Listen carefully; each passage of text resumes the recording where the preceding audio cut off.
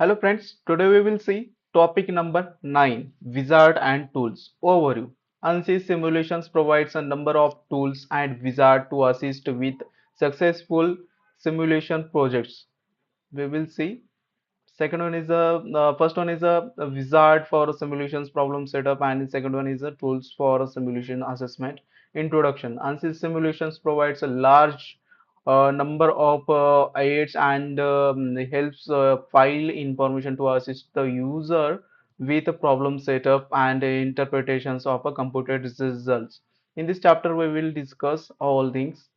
Static loading ductile material is there. In this tutorial, we compute the stress. This is a problem we will see, and this is the steps. Start new ancestor, and if the simulation wizard outline branch to choose these options, select run these simulations, geometry, go in the geometry. After that, verify material.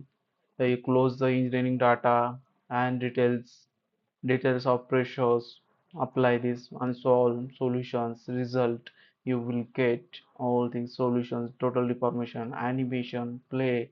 We will see all this process in our ANSYS workbench. Static loadings, brittle material is there. This is the steps are there. This is a problem. Verify material, and this is a problem with dimensions. Static loading ductile material is there. This is the steps.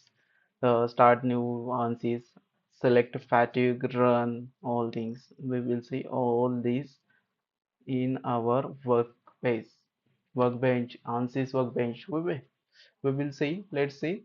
Uh, Open our ANSYS workbench main page and go on static structural, drag and drop.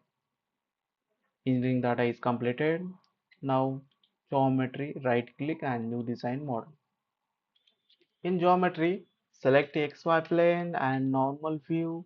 After that, go in sketching, draw one rectangle from here, draw one rectangle and draw one circle at this point. Okay, now